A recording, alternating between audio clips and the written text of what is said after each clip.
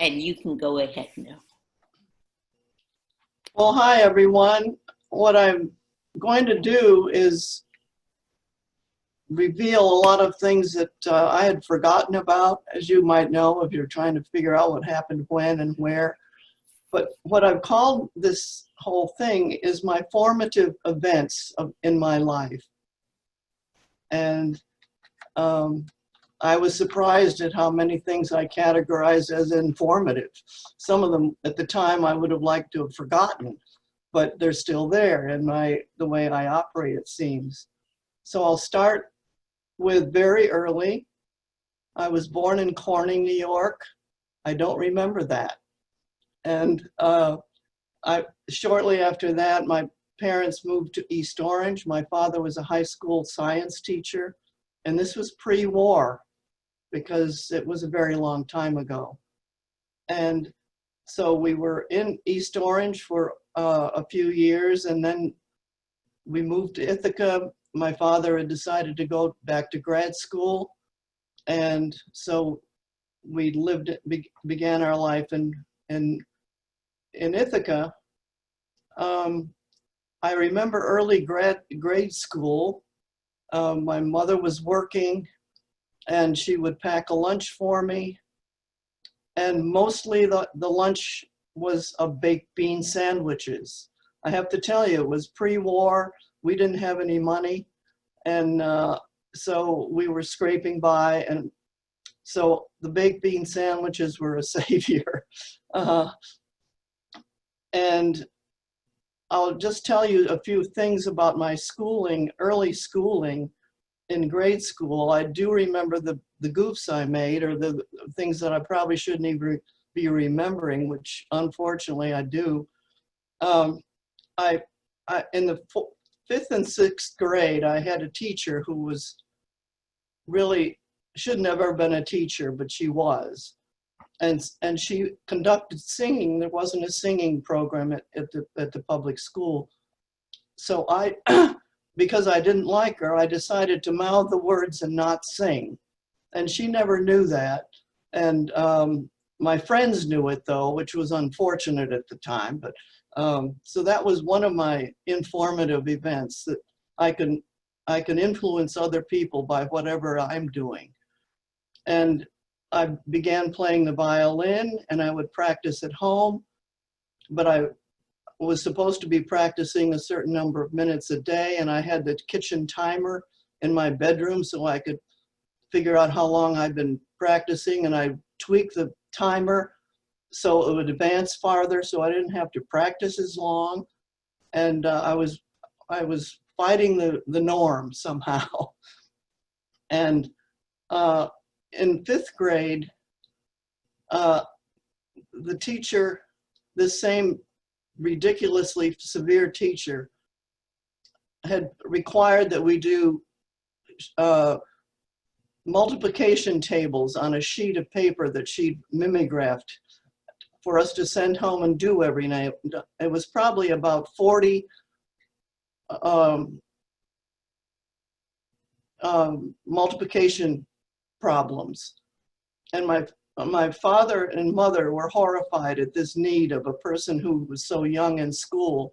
So they went to the principal, and I was relieved of having to do that. I didn't have to do that homework anymore. And somehow the rest of the classroom and my friends got a hold of that information, so they all stopped doing the homework too. So I guess that was the first of my leadership roles. I don't know if it really was, but that was then. And in junior high, I began to push the work ethic that was imbibed in my being by that time. You had to produce something in order to be qualified for going forward at all. So I always worked in the school libraries, and I began to play the violin, and I played in the chorus and orchestras in grade schools, And of course that meant practicing all the time, but I got used to that and I didn't resent it as much as I did when I was younger. And so it was the work ethic that began then. I was babysitting. We didn't, as I said, I had to acquire any money that I used to buy my own clothes or whatever I needed, because that just wasn't available in the family. So I did babysitting from the time I was 11. And also down the road, we were in Ellis Hollow outside of Ithaca. There was a faculty member who also had a farm, and he grew chickens. So, and he had eggs. So I was washing eggs and candling them then at the time. And so I did that, which was ridiculously terrible because I was dropping the eggs and it smelled like rotten eggs where I was doing it. But it was certainly a learning experience because I kept at it. And as the time went on with music, there was a summer theater that was being conducted by a college student who had been a friend, was a friend of Dave's at the time. Dave was a lot older than I am, so he was already a couple of years into college when this was happening. So at that time, in the summer theater, I was in the pit orchestra with Dave's at the same stand. He was concertmeister, and he was telling jokes under his breath, or making absolutely hilarious comments all the time. And I got kicked out of the orchestra because I couldn't keep, my composure with a guy like this. I finally was allowed to come back, but that was my first meeting with my wonderful David. So those are formative events for sure. I went on to Cornell as a freshman, majored in psychology, which all by itself is an informative event. And I always had jobs on campus of all sorts, waiting on table in the dining rooms and cleaning house for some of the faculty women who were at home and having babies and so forth. I was working with them. And I sang in the chorus, the Cornell chorus, and then was playing in the symphony orchestra. So there was always something to do, and that was fun in spite of all the studying you had to do at the same time. And at the end of my freshman year and sophomore year, I worked in the small animal clinic where people brought their dogs and cats. And first I worked in the office, and then I worked as the receptionist for these families and their pets. And if that wasn't a formative time of my life, there never was one. Because of course, the owners of the pets were much more problematic than the pets themselves. And so I had to calm down the parents, the owners all the time. And here I was, this pretty young teenager, but it all worked. And Dave and I were married then at the end of that second year. I'd finished my sophomore year at Cornell. So that was that time frame. So the next comes when we moved to Rochester because Dave had a job there with Kodak. And I continued at the U of R for a year. And then somehow I had our first child, and that was those days when contraceptives didn't work too well. So it was another learning experience, but we did have this wonderful child. And after that, I went to evening classes to finish up my coursework for 2 more years. So that was then. And we moved to Webster from our apartments and had a tract house built, which we're still living in, and watching all the families come and go from our road. And we had 3 more children. We had another daughter and 2 sons, and they're wonderful people. And they still are, except for Ellen. We did lose Ellen. She died 4 years ago. And she had been ill and in pain for a long, long time. It was one of those blessings, it seems. So in 1962, we walked into the Unitarian Church when it was first opening. I think it was nearly the first week it did open for sure. And that changed our lives again. I got interested in the church school. I taught there, and I was the chair of the committee and all that sort of thing, which was wonderful. It was a good introduction to the church itself. And at that time, there was something called the Women's Alliance, which was just for women. And then it was I called them old women. They were making crocheted hats for babies in the hospitals. And that was what they did. And it was a social experience for them, but they were doing it in room 101. This is the room where it was that room. It was the Women's Alliance room. And the cupboards are, I think some of them have been taken down, but the some of us decided the Women's Alliance could do more than just crocheting babies' hats, infant. So we got together and we formed what turned out to be almost a school of things to do. We hired a babysitter. We had we had individual groups of book reviews.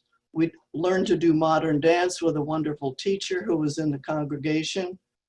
And we developed an outstanding bazaar, which became an event of the year and did earn some money. And we were doing crafts all the while. And we had, as I said before, we had childcare, which was unusual at the time to provide that for us. And after that, I started working with families. We had family gatherings of 2 or 3 families who would get together, I don't know how frequently, once every 2 weeks, and sit on the floor and have a dessert or cookies and so on with the children, playing board games on the floor and integrating with each of our families. So there was a large family gathering, which was very informative to the church, the new church as it developed, to have family contacts. And let's see what we have. I did participate in fundraising, which was always a mixed blessing, but we got pretty creative in how we defined the pledge drive. And we also then created a funding program for the new edition, our so-called new edition, which was quite an enterprise to take part in, because we hired a consultant to help us with it and so on. And somewhere in there, I was chair of the board of trustees. And again, you have to keep remembering that it wasn't, I'm pointing out all these various things that happened at church because each of them were informative to the next. And it was a growing experience all the time. The board of trustees job description changed while I was president. We configured it so that the board members each had a part of the church activity to be involved with, so they could have reports themselves. The board members could report, and they often brought the chair of a group into the boardroom. Before, it was all conjecture, and it wasn't well defined how the church was operating really, until we got a little more close to what was going on and could hear it at the board meetings and make decisions about things. So that was the first governance aspect of church life, or my life, that I ever gone into. That was the year that we needed to find a minister. And it was shortly after my experience with the board, we formed a search committee. And well, you know, this is one of those, and the rest is history sort of thing. This was after Bob West, and it became Dick Gilbert, who was our new minister. But again, I have one of these learning moments of the whole thing. Dave and I went to Ithaca because that was our hometown. We went for a wedding, and Dick Gilbert was at the church, was serving the church in Ithaca at the time. And the search committee hadn't really found anyone that really set them on fire. We were wondering how to solicit more candidates. And so Dave and I sat through this wedding ceremony that Dick gave. And I thought, okay, I think I'd like to talk to him. And I hope that the search committee okays it, that I go ahead and do that. So I approached him right away after that ceremony and asked if I could meet with him sometime soon. And of course, he was pretty savvy. Apparently he knew who I was, and he knew why I needed to meet with him.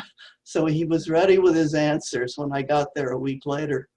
And his comment was he really wanted to do it, but he'd have to check with Joyce first, which I thought was an interesting comment in those days. Sometimes it didn't matter whether both people were consenting with some of these moves they made. So that's how we got Dick Gilbert. Now, I don't know, most of you must know who he was or he's been referred to. It was a good choice. He stayed with us for 33 to 35 years, I can't remember. So he stuck and the church grew, and it was a good choice that we made. We were patting ourselves on the back all the time. And when our youngest became school age, I was waiting for that in a way. So all our children were in school. I joined the League of Women Voters because I could see it was going to be pretty time consuming if I liked it and wanted to stay with it. And so that's exactly what happened. I was with the League for 20 some years and worked through all the stages of membership. I worked with some of the statewide local groups. There were some 35 of them at the time in all the communities, and Rochester, of course, still has a very active one. And I was on the state board and ultimately became the chair of the State League of Women Voters, which that's a whole talk in itself. But what I have to say about working with the League and working with the governance of the state, I did learn the language and foibles of the political world. And somehow the League knew how to navigate them in order to make good, have good results from some of the things they wanted done in the state. So it was again, one of these learning experiences all the way. And what I have to say about the League is that the members are just amazing.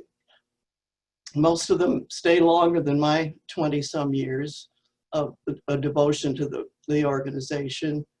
And it's still, we all know that, I'm sure you all know how effective it is and how much they contribute to many aspects of our New York State life, not just voting. Many people do think that many uninformed people in the communities always have thought that all we do is work on voting and candidates and all that sort of thing. And it's it's much more than that. There are a lot of issues that are dealt with by the League.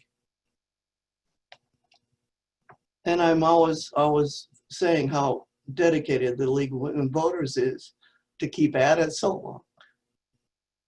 So after the League, I retired. So people who say, well, what did you do?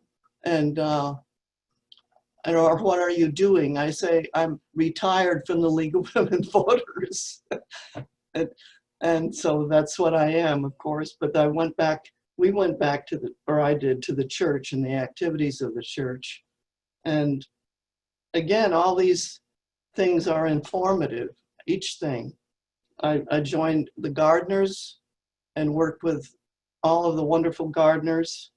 And I went full-time working for singing in the choir.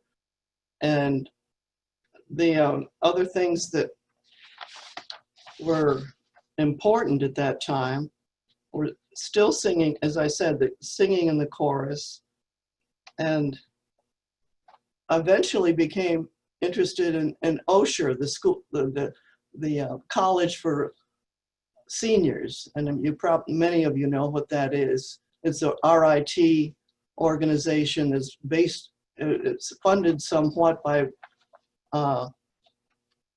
RIT, and it has college level courses or more, and and it's run by, or it's operated by the membership, but it does have a staff.